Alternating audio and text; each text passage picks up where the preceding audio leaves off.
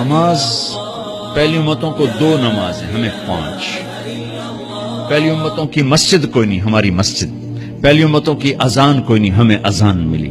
اور اذان اتنا بڑا عمل بنا دیا میرے نبی نے کہ آپ نے فرمایا کہ اذان دینے والا قیامت کے دن سب سے اونچے مقام پر کھڑا ہوگا. حضرت علی فرمایا کرتے تھے کاش میں اللہ کے نبی سے حسن حسین کے لیے مسجد نبوی کی اذان مانگ لیتا. یہ حضرت علی فرمایا کرتے تھے. اور جنگ قادسیہ میں مؤذن زخمی ہو گیا تو اذان دینے کے شوق میں سردار آپس میں الجھ گئے، کہتا میں دوں گا، کہتا میں دوں گا. پھر قرہ اندازی ہوئی جس کا نام نکلا اس نے اذان دی. حضرت عمر فرمایا کرتے تھے اگر میں امیر المومنین نہ ہوتا، اگر میں خلیفہ وقت نہ ہوتا تو میں مسجد نبوی کا مؤذن بننا پسند کرتا. کسی کو اذان نہیں ملی، ہمیں اذان. پہلا مؤذن بلال بنا. پہلے مؤذن اللہ نے بلال کو یہ عزت عطا فرمائی. دنیا میں یہ ہے اور آخرت میں یہ ہے کہ میرے نبی نے فرمایا کہ جب جنت میں جانے کا وقت آئے گا نا تو جنت کی میرے لیے سواری لائی جائے گی. میں اس سواری پہ بیٹھوں گا تو اس کی جو وہ رسی ہوگی نا وہ ایسے نیچے گر جائے گی، نیچے گرے گی. اس رسی کے یعنی اس کی جو لگام ہوتی ہے نا وہ نیچے گرنے کا مطلب ہے یہ ایسے نیچے گر گئی.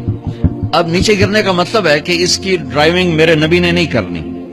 کوئی آنے والا ہے، کوئی ڈرائیور آنے والا ہے جو رسی پکڑ کے چلے گا، کوئی کوچبان آنے والا ہے جو اس کو پکڑ کے چلے گا. رسی کا گرنا ایک انڈیکیشن ہے کہ کوئی نصیب والا اب آئے گا. جب آپ کی سواری کھڑی ہوگی رسی نیچے ہے تو اب سب کی گردنیں ایسے ہوں گی. کون؟ سب قیاس کر رہے کون کون کون. اللہ کی طرف سے اعلان ہوگا بلال کو بلایا جائے. بلال بلال. تو بلال آپ کی سواری کی لگام پکڑیں گے اور آپ نے فرمایا کہ سب سے پہلے میں جنت میں جاؤں گا اور بلال میرے ساتھ ہوگا، میری سواری کی لگام پکڑے ہو جائے گا. تو ہمیں اذان ملی، کسی امت کو اذان نہیں ملی. ہمیں 5 نمازیں ملی، کسی امت کو نمازیں 2 نمازیں، ایک فجر کی 2 رکعت، عصر کی 2 رکعت. باجماعت نہیں، ان کو اپنی کتاب یاد نہیں، ہمیں قرآن یاد ہے. میرے مدرسے میں ایک بچہ اب ماشاءاللہ امریکہ میں وہ پڑھا رہا ہے، اس نے 30 دن میں قرآن یاد کیا. صبح یاد کرتا تھا، شام کو تراویح میں سناتا تھا. میرے مدرسے کا بچہ ہے، صبح بیٹھ کے مغرب تک پورا ہے سپارہ یاد کر کے اور عشاء کو تراویح میں سنا دیتا تھا.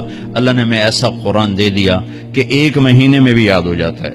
3 دن میں بھی ایک بزرگ نے یاد کیا، 3 دن میں قرآن یاد کیا. اللہ نے ہمیں قرآن کی دولت عطا فرمائی، پڑھنے کے لیے 5 نمازیں عطا فرمائی، تہجد کی نماز عطا فرمائی، اوابین کی نماز دی، اشراق کی نماز دی، چاشت کی نماز دی.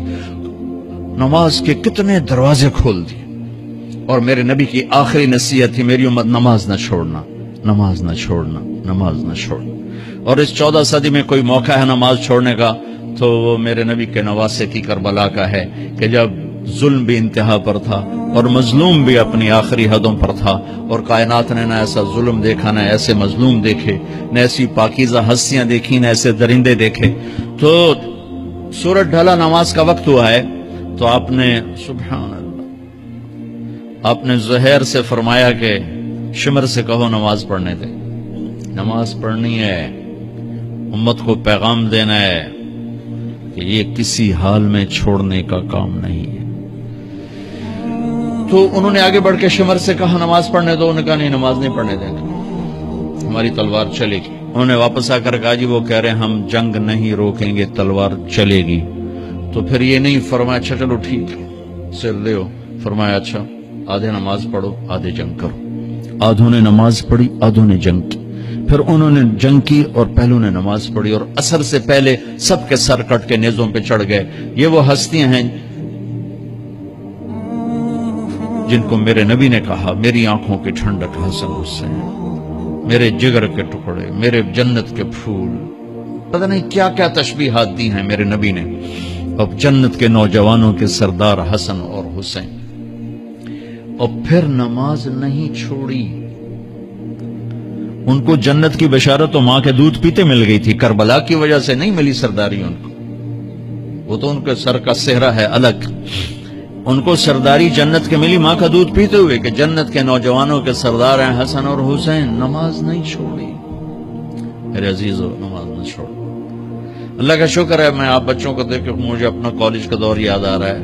ہمارے دور میں ایک نعیم الدین صاحب گورنمنٹ کالج لاہور میں تبلیغ کا کام کرتے تھے.